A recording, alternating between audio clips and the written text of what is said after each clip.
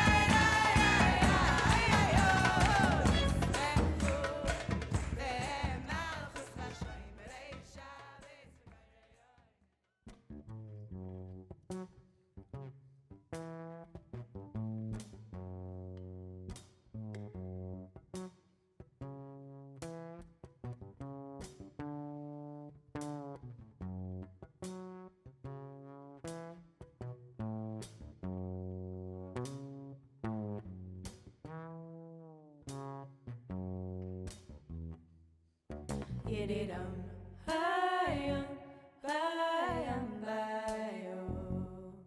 Yididum, bye-yum, bye-yum, bye. Oh, yeah. Bye-yum, bye-yum, bye-yo. Hi-ya-da-da-dum, hi-ya-ya-do. Yididum, bye-yum, bye-yum, bye-yo.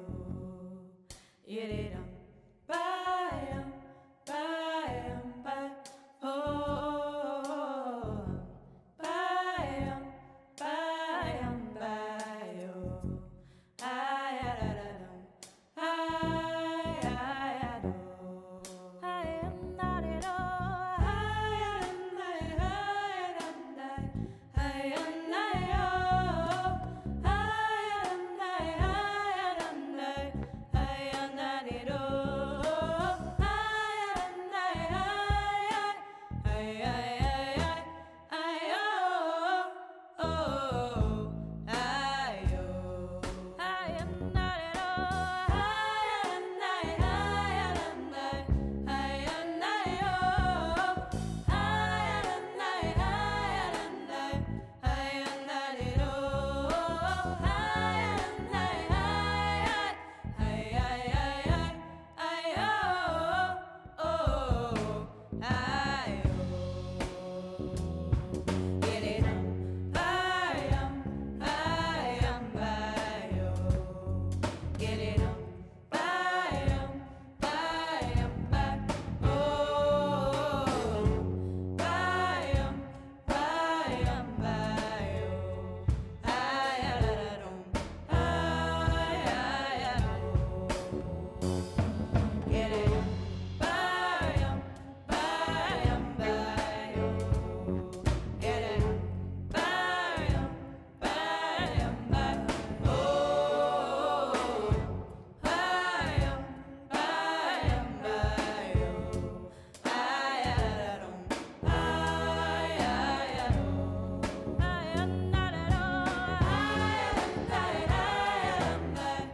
hi-ya-da-hi-ya-da-da.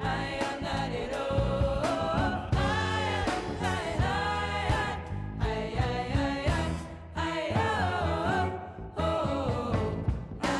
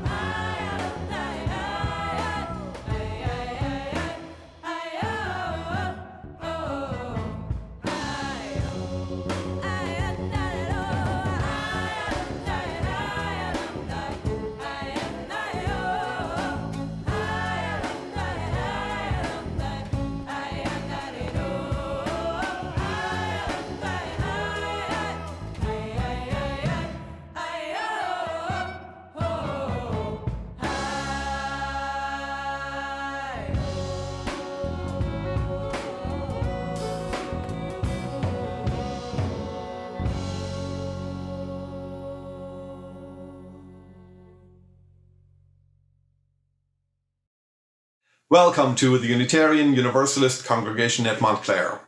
My name is Marcus Greyhawk. My pronouns are he, him, and his, and I serve as the Director of Music Ministries. It's good to have you with us once again. If you're watching this service live on Facebook or YouTube, we invite you to share your name and your location in the comment section. We begin today's service by singing Rivers of Babylon, and that is listed in our hymnal under Jewish and Christian teachings. And the text is, in fact, based on Psalms from the Hebrew Scriptures, and it talks about a time when the Israelites were in exile about 2,500 years ago. But the song, which was written in the 1970s, also uses the terms King Alpha and Farai. And these are references to the Ethiopian Emperor Haile Selassie, whom Rastafarians believe to be at least a prophet, if not the second coming of Jesus Christ. Babylon in this context is meant to represent any government that is oppressive or unjust. The song is very popular still in Jamaican churches and sung by Rastafarians all over. So, thank you for joining me in today's class on world religions. The hymns today will be led by our member, Kate Conroy.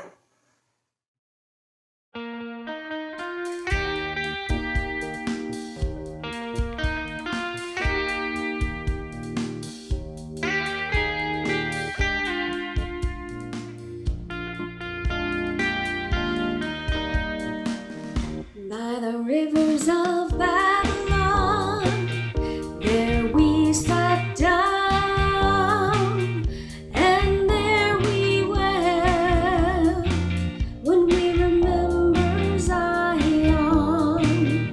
By the rivers of Babylon, there we sat down, and there we wept when we remember Zion, where the wicked carried us away. Captivity required of us a song.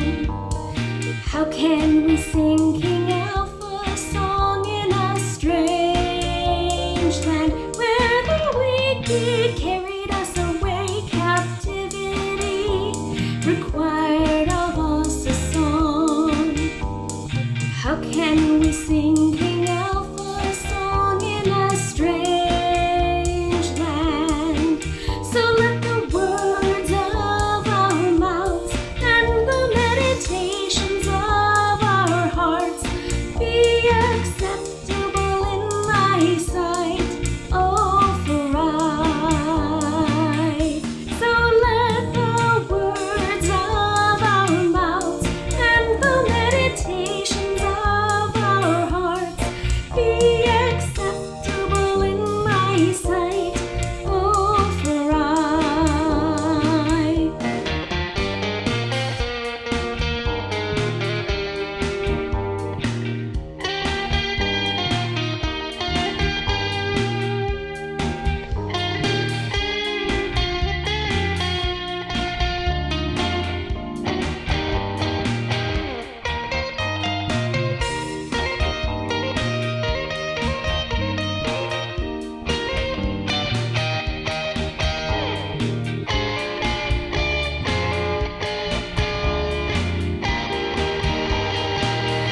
By the rivers of Babylon, there we sat down, and there we wept when we remember Zion.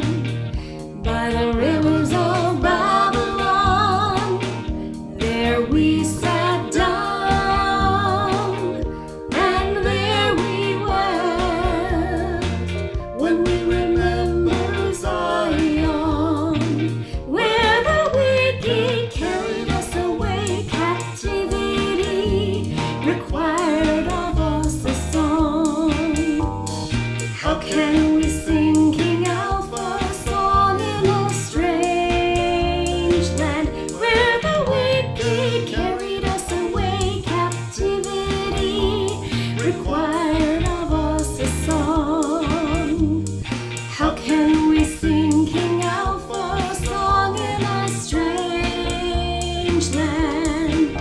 So let the words of our mouths and the meditations of our hearts be acceptable in thy sight, O Farai. So let the words of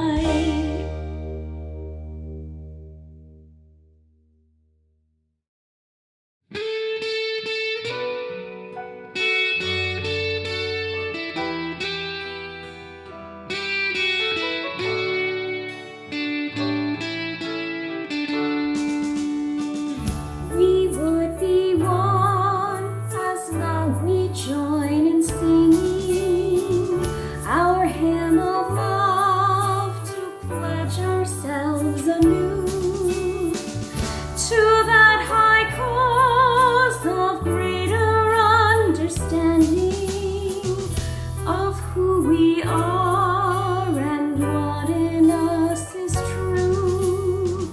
We would be one in living for each other, to show to all a new community.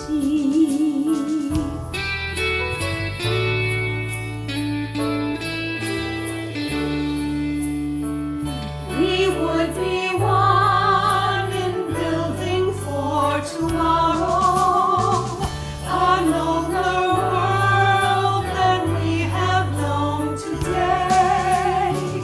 We would be one in searching for that meaning, which finds our hearts and points us on our way. As one we pledge ourselves to greater service, with love and justice, strive to make us free.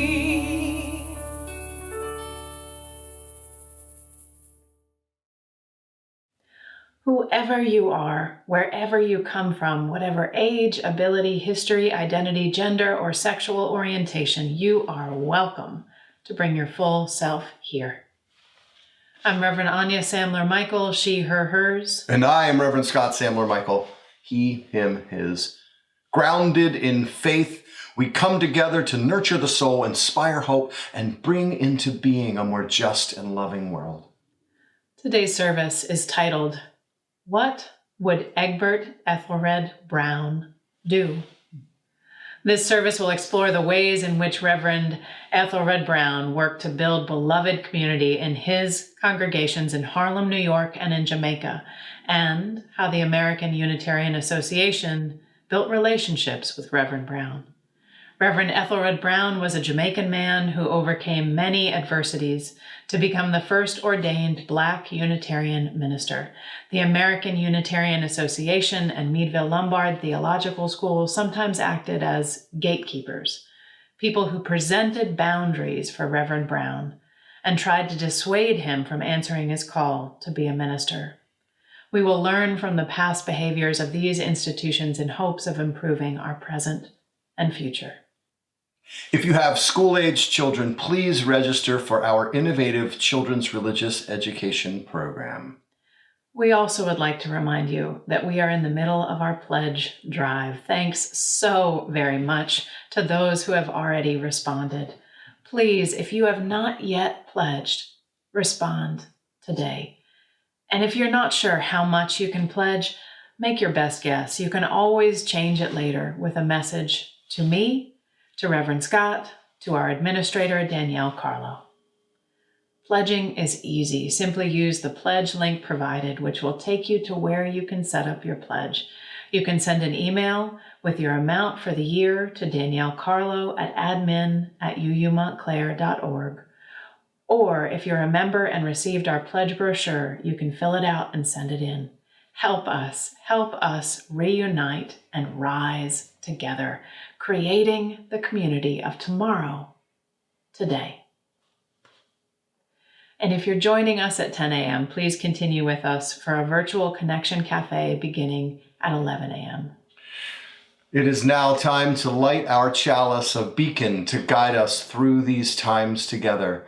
Perhaps you have a chalice or a candle at home, anything you choose to illumine.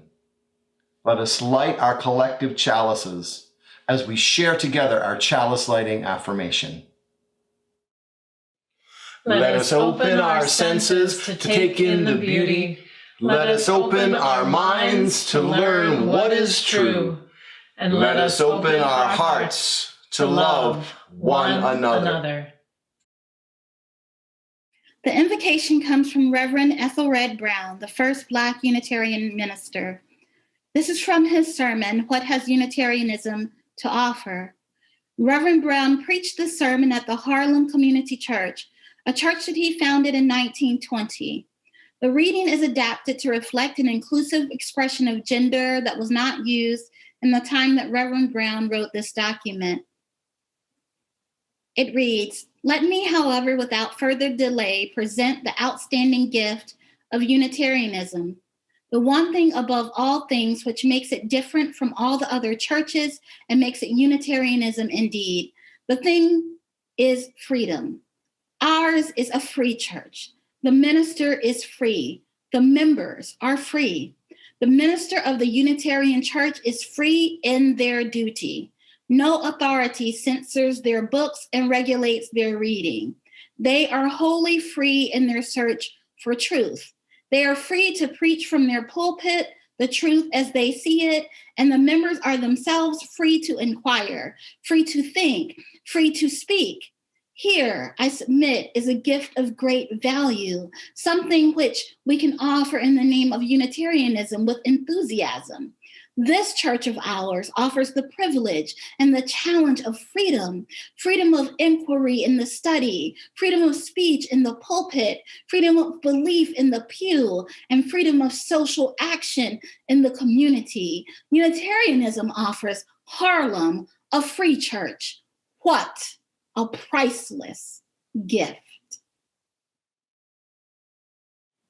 As we consider the priceless gift of freedom that we have in our congregation, let's not forget that other gift that we have in joining together in our commitment to community. Called now by this invocation into worship, we turn to seek a soft meditation, a deep reflection, an ardent prayer, each as we are called, yet all together. And we enter into this space by hearing the lamentations, the requests, and the remembrances of our community. Let us hear one another to heal one another. Laura Thomas lights a candle, acknowledging and requesting good thoughts for a student, Nelia, from Texas, whose family huddled together for warmth for days during the failure of the Texas power grid. With this and her challenge of finding internet, the student still fought to get to class. Wishes for strength to her and all suffering Texans. Judy and Rebecca Lutzy light this candle for Judy's Aunt Rita Ehrlich, who died this past week. Judy's mother's younger sister, she was only 16 when Judy was born and was more like a big sister. Later in life, they became even closer, and she and her husband were like surrogate grandparents for Judy's 3 daughters. She was 90 years old.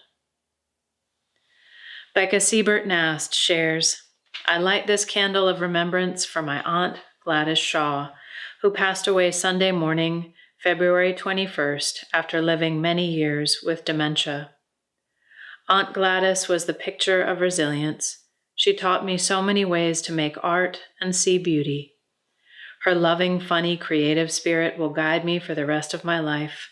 She is so deeply missed. Ann Tripp and Foxy Pullen light a candle of remembrance for their close friend, Christopher Drenny Wallace. Christopher died on February 18th. Please keep his spouse, Deanna, and their children in your thoughts. Whenever Foxy and Anne see an image of a dragon, especially a sapphire one, they will think of their friend Drenny. May he soar high with the dragons forever. Dion Ford Curdy shares, I'd like to light a candle of remembrance for my friend Eric Peterson, who died on January 21st at the age of 84. Eric, a spiritual advisor to me, was the epitome of grace and generosity. And Dion shares that he changed my life and he will be missed, but the gifts he shared with me will remain. May this candle hold Dawn Coleman, our lead custodian, as she undergoes knee surgery on her meniscus.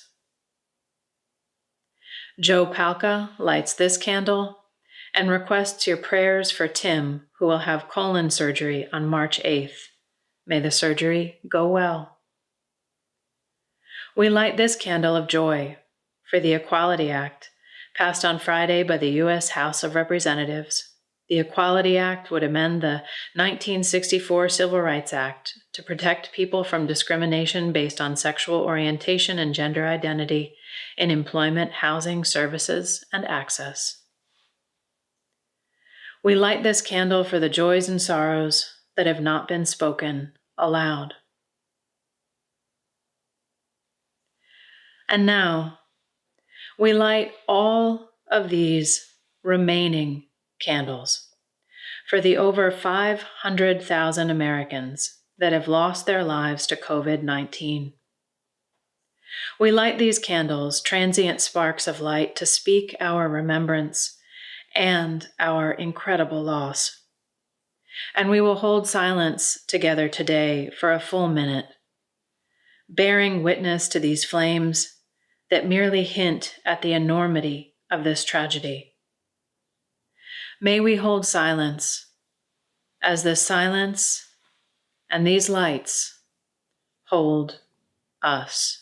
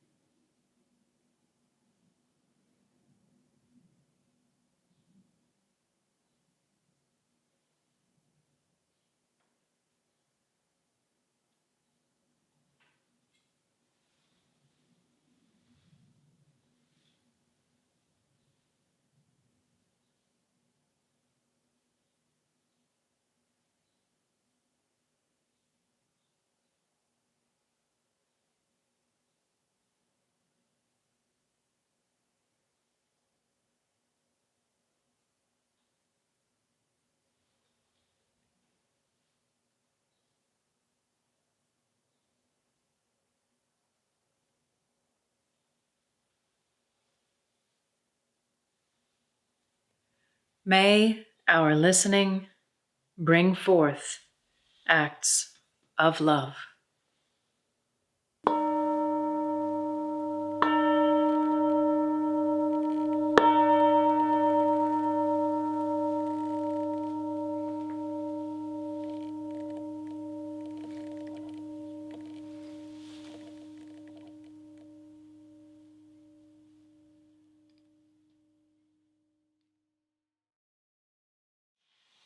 When I rest and seek resilience in meditation, I begin with two remembrances.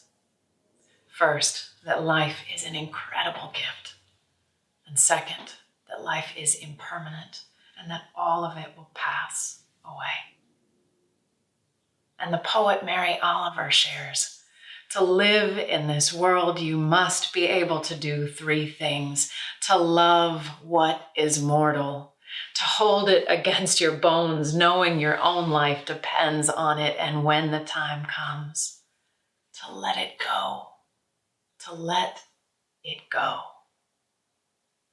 Will you pray with me? God of our understanding, light that guides our journey from within and without, help us to love what is mortal, to hold it against our bones, knowing our own life depends upon it. Help us to trust life, even in its impermanence. And help us to trust dear ones, even in their imperfection. Help us to love our kin, our spouse, our neighbor, the stranger, ourselves. Help us to reckon with the impermanence and the imperfection of it all, of our relationships and our very existence, even as we rest our weary heads on this earthly, this corporeal, this transient blessing. May we never turn away in fear of what is mortal. Dear God, let us know it. Let us know that it is what we have been given, that it is a strange and wondrous blessing. And when the time comes, help us to let it go, to let it go. Help us to let go. Amen.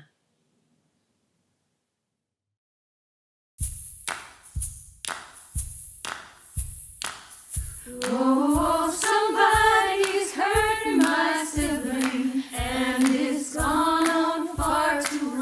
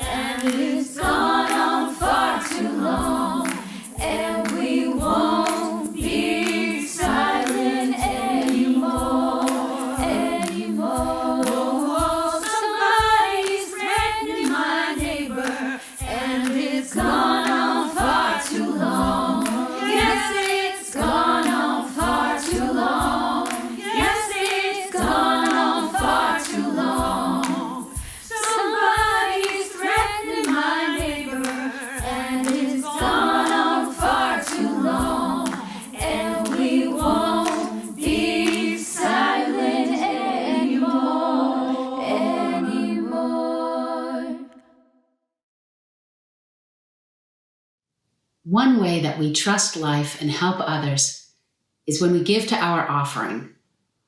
80% of your gift will care for the Unitarian Universalist congregation at Montclair, and 20% will support our justice recipient.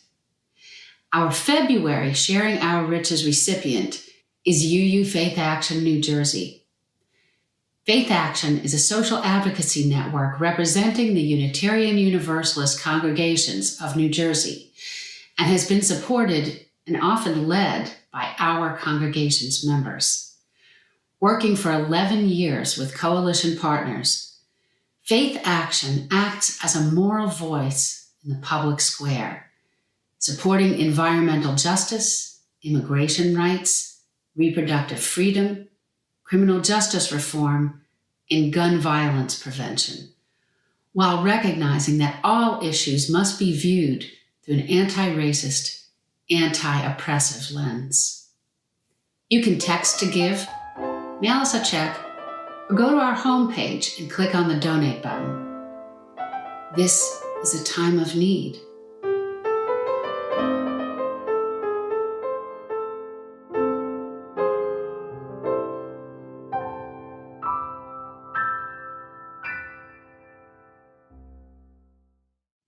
All of your gifts are worthy, and they are all received with love. Today's reading is from The Price We Pay by the Reverend Ethelred Brown. Let us note carefully. Every worthwhile result may be achieved only on payment of the price of effort, devotion, and sacrifice. What do I wish to do? What do I wish to be? That I may only do. That I may only be if I am willing to pay the price of unceasing toil, of tireless devotion, and of unflinching sacrifice. I must give of myself to my work. Even a free church, a free liberal church, must pay the price.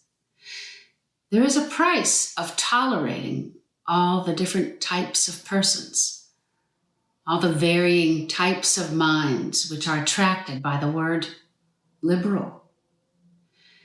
It must pay the price of a small following while it waits, while we toil. We must persevere while we refuse to heed the voice of the charmer. We must see the crowds into other doors while we hold on to our integrity, content each Sunday to see the faithful few. Oh, and at our best, we thank God that we are willing to pay the price, if this is the price which loyalty to truth demands.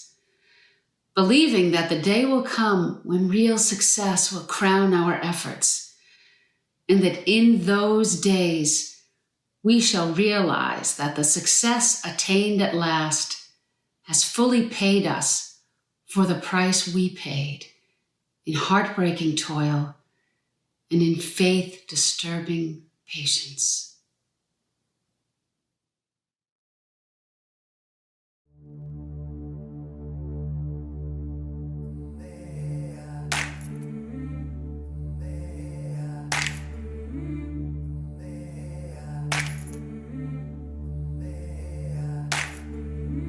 I've been walking with my face turned to the sun. Weight on my shoulders, a bullet in my gun. Oh, I got eyes in the back of my head, just in case I have to run. I do what I can when I can, while I can for my people. While the clouds roll back and the stars fill the night, that's when I'm gonna stand up, take my people with me together.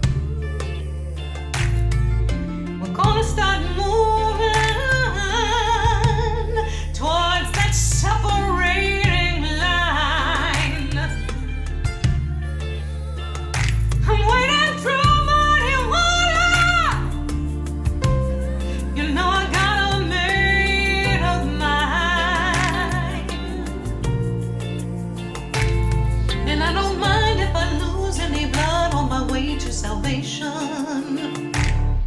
And I fight with the strength that I got until I die. So I'm gonna stand up, take my people with me. Together we are going to a brand new home. Far across the river, you hear freedom calling, calling me to answer. Gonna keep on keeping on. And I know just around the bend might be hard to face 'cause I'm alone. And I just might fail, but Lord knows I try. Sure as stars fill up the sky. Stand up, take my people with me. Together we are going to a brand new home. Far across the river, can you hear freedom calling, calling me to answer? Gonna keep on keeping on. I'm gonna stand up, take my people with me. Together we are going to a brand new home.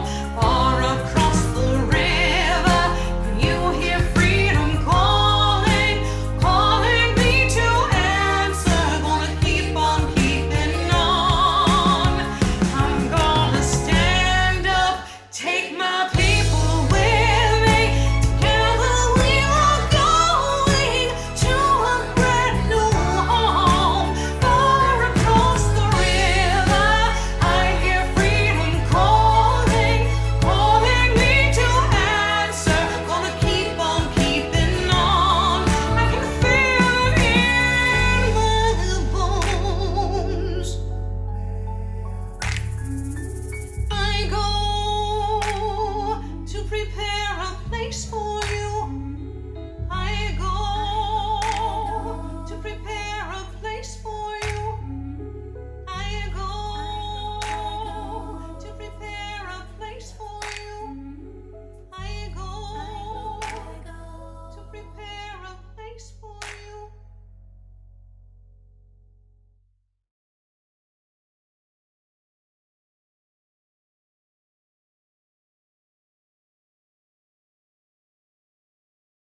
That's when I'm going to stand up. Take my people with me. Together we're going to a brand new home.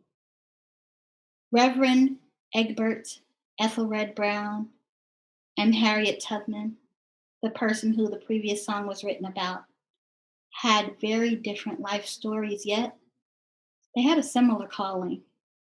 Each of them felt called to freedom. Harriet's call was a basic and profound freedom of personhood, and Reverend Brown's a freedom of religion. Reverend Brown was born in Falmouth, Jamaica, West Indies in 1875. He described himself as a child who was inquisitive and instinctually truthful.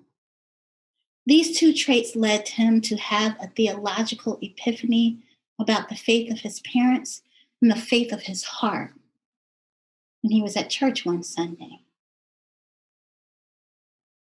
He realized when he was reading and reciting the congregational creed that he wasn't a Trinitarian, someone who believed that Jesus, God, and the Holy Spirit are three separate manifestations of the divine, yet somehow still one God.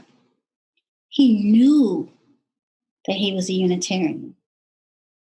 Thing was, he was just a choir boy, and it was Easter morning. So in his writings, he described it as a strike to his soul to have to declare something that seemed so impossible a proposition that three could also be one. And for Brown, this clarity of conviction happened. It happened on Easter morning. But, I mean, life happens all of the time, right? And I can remember for myself that clarity of conviction has happened in so many different places and so many different times in my life.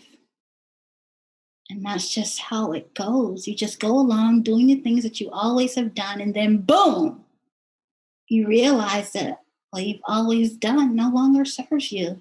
It's been rubbing at you for a while, and you've noticed it, but it wasn't so bad, and then it can't be ignored. That's how I imagine how young Ethelred felt that day as the sun streamed through the stained glass windows. 3 just can't be 1. 3 is 3. And I get it because that's how I'm feeling lately. In these pandemics, we can't just keep talking about loving each other. We can't just keep talking about beloved community. We have to act. We have to do it. I mean, that's what Reverend Ethelred Brown did. He just did it. Oh, what did he do? He became a Unitarian minister. I mean, it was just like that. It was easy. It was so easy for him. Just like boom, he thought it and he did it.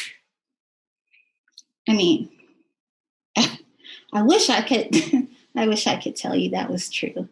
That he just got his call at 32. He got on a ship. He went to Meadville. He finished school. He got ordained, became a Unitarian minister, got called to a church. And wouldn't that be great? But that's just not how it happened. No, that's not how things happen to people like Reverend Ethelred Brown. People who didn't fit the mold of what Unitarians were supposed to be in 1912. Yeah. Ethelred Brown had a choice to make, as we all have choices to make. He knew he needed to be a minister. He could take the easy road and become an African Methodist Episcopal minister, a Trinitarian. He had already received acceptance from that denomination. Or he could become a Unitarian minister. Remember, he knew that he was a Unitarian. Theologically, Unitarianism was the religion that fit what he believed and what he wanted to spread the message of to others. Except there was only one issue when he tried to become a Unitarian minister and he wrote to inquire about becoming a Unitarian minister. He was ultimately told by the president at Meadville Theological Seminary that white congregations would only accept white ministers. Now, why do you think that the president of Meadville, President Southworth, would tell him this? The year was 1907. Maybe he was being benevolent and trying to be honest by telling Ethelred the truth.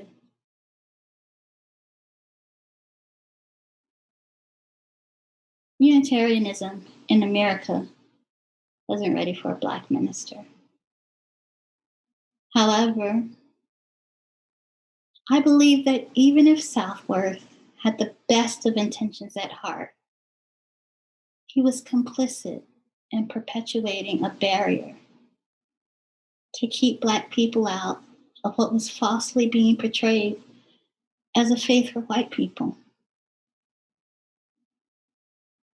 So, what was Ethelred to do?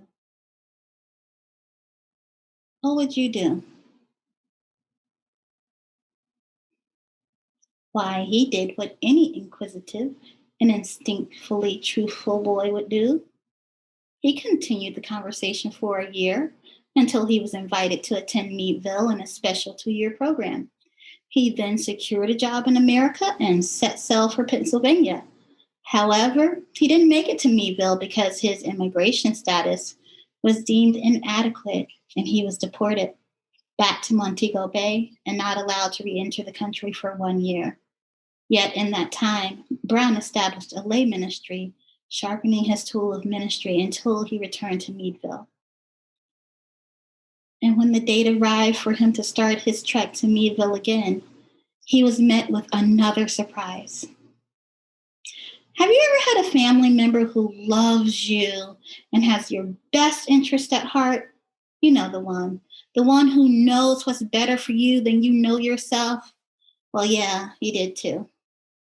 You see, Brown's dad was supposed to be paying for his ticket to get to Meadville, but Brown's employer convinced his father that staying in Jamaica was in Brown's best interest. The employer was even going to give Brown a raise, so his father withdrew the fare and could not be convinced otherwise. Not to be discouraged, Brown saved that money that he earned in his raise and finally sailed away to Meadville a year later. By his report, the time that Brown spent at Meadville was pleasant and filled with genuine camaraderie. My question is, how?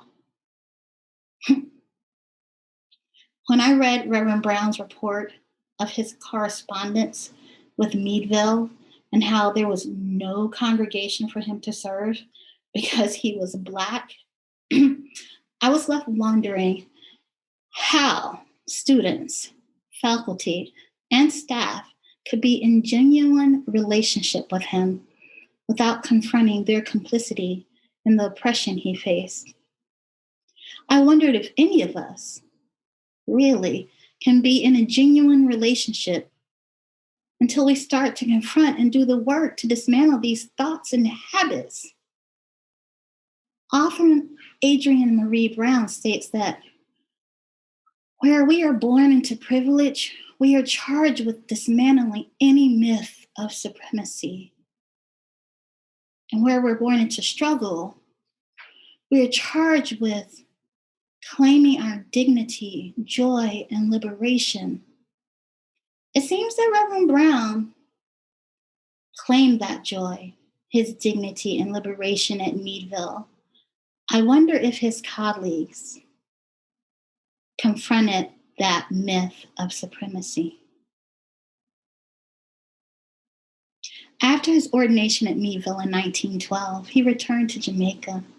Reverend Brown reports that he unfurled the flag of Unitarianism after preaching at Montego Bay Town Hall. And in 1914, he moved to Kingston to start a Unitarian congregation for Jamaicans.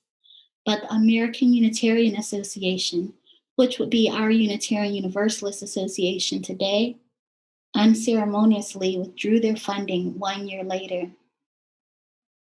It was strange because it appeared that things were going well for Reverend Brown and the others responsible for the church. However, the American Unitarian Association, or the AUA, they disagreed.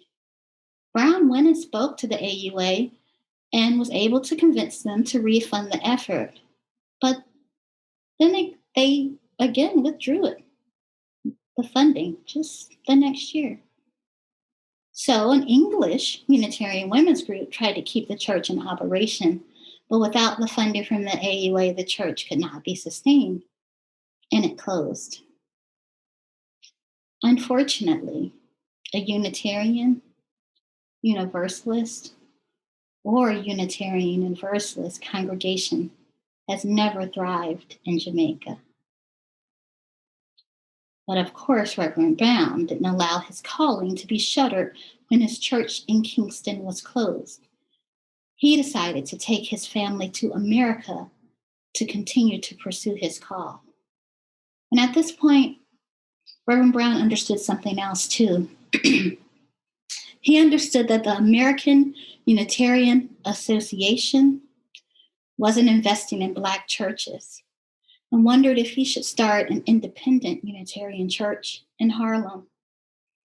It was 1920, and he had 13 years between the start of his correspondence with Meadville and the troubled relationship that he'd had with the AUA to know that the American Unitarianism wasn't invested in Black Unitarians. So the question became very clear to him. Is it time to start an independent church? Was it time to form a separate, independent Black Unitarian church? This was the first time that this question was asked and answered, yet it would not be the last. Reverend Brown asked this question in 1920. Keep that in your mind, 1920. Black Unitarian Universalists involved in the Black empowerment controversy asked this question in the 1960s. Black Unitarian Universalists asked this question repeatedly in the 1990s, in the 2000s, when key staffing groups and organizations for Black Indigenous people of color were defunded. And most recently, it was asked again in 2017 when the Unitarian Universalist Association's hiring practices were questioned for harboring white supremacist ideology when an otherwise qualified Southern BIPOC, Black Indigenous person of color candidate was deemed not the right fit for upper level UUA management. She was passed over for a white man who didn't even live in the region that was to be served. This is a question that BIPOC Unitarians, Universalists, Unitarian Universalists have been asking for 100 years. My question is, when will our congregations and association live into our principles and practice beloved community so that our BIPOC people don't feel like the only space we have in Unitarian Universalism is outside of the association?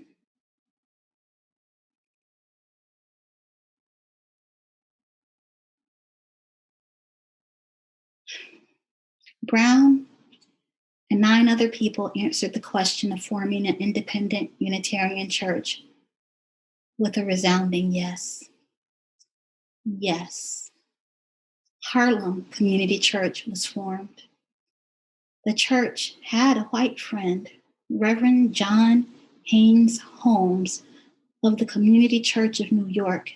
Today, we would say that Reverend Holmes was on the side of love. Reverend Brown's church lasted for 3 decades. His church eventually became an affiliated Unitarian church. He often had to work 2 jobs to take care of his family and preach at his church every other week. According to Brown, when the AUA took interest in the congregation, it only took interest to discourage its existence. Yet Brown persevered.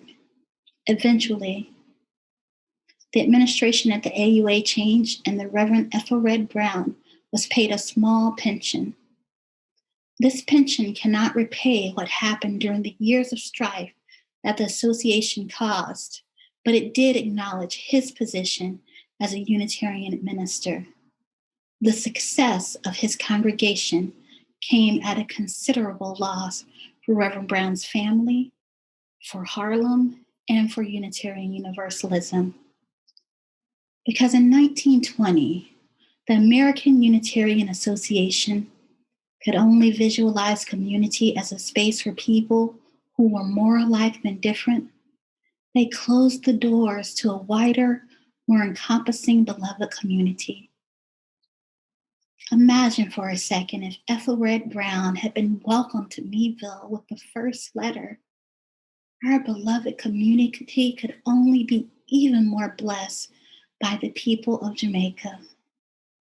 Imagine if Ethelred had come to Harlem and his dream of building a congregation in Harlem was supported right from the beginning. Right now, we would have a thriving beloved community in Harlem that had been a part of that community for 100 years. We need to start thinking of beloved community as the community that lives within us and outside of us. We need to expand our idea of who we is. If we don't, we will surely fail. In last week's service, 3 of our members invited us into their lived experiences in the world and in Unitarian Universalism and told us why we need to build a beloved community. They told us how the 8th principle would help us as a congregation toward that goal.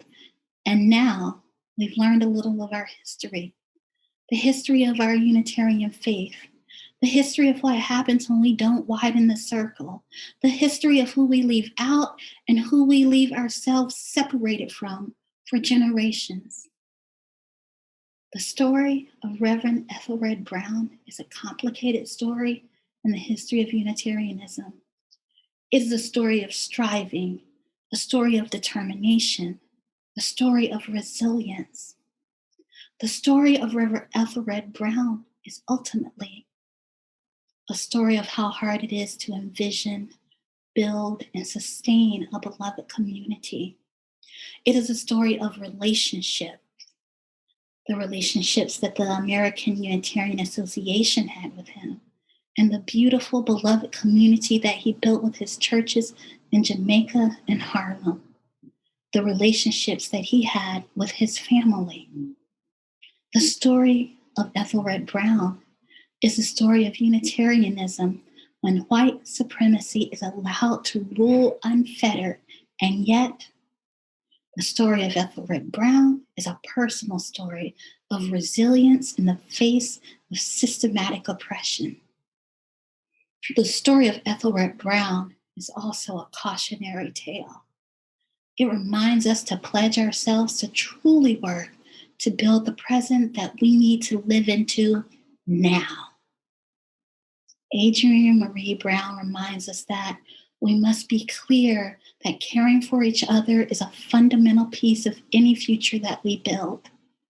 This doesn't displace struggle, critique, or conflict, but rather deepens and softens these necessary human experiences, makes them part of belonging instead of a precursor to exile. We are each other's beloved community in the difficult and the easy. It starts and it ends with us. All of us. Will you reflect with me?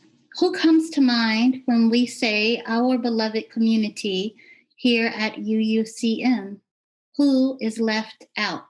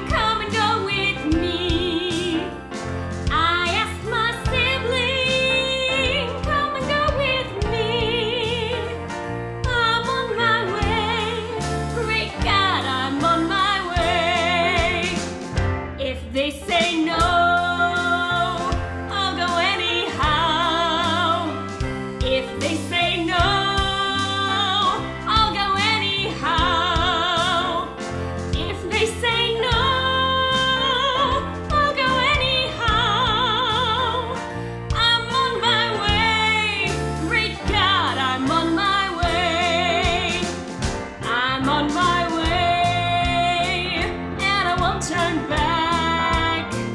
I'm on my way, and I won't turn back.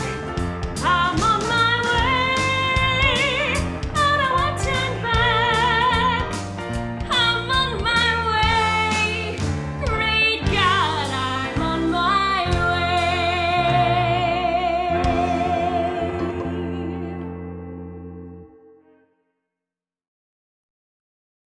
Let us be on our way to building the beloved community for all who would be Unitarian Universalists.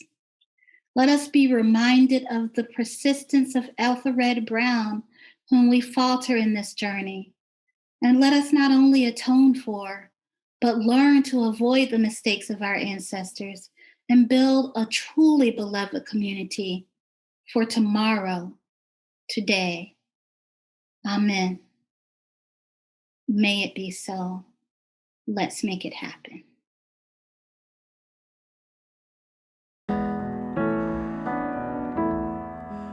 Our worship has ended. Let our service begin. Go in peace. Go in joy. Go in love.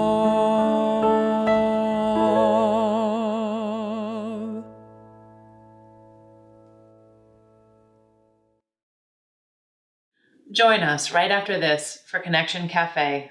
Help us, if you're able, by pledging your financial support today. Register your children for our innovative religious education programs and, Until we meet again, virtually or otherwise, you are in our hearts.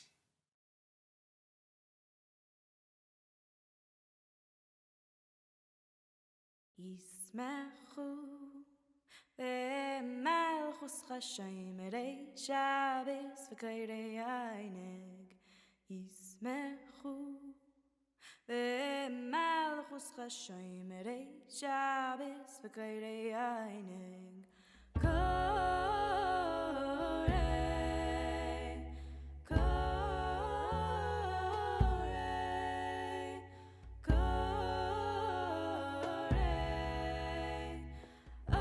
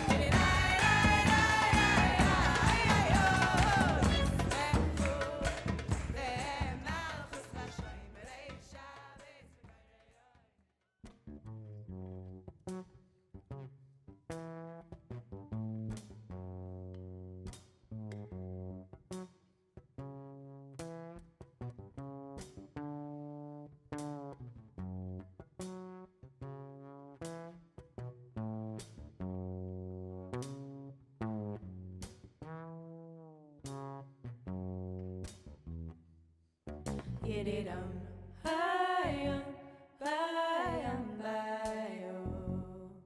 Yididum, bye-yum, bye-yum, bye-oh. Bye-yum, bye-yum, bye-oh. Hi-ya-da-da-dum, hi-ya-ya-do. Yididum.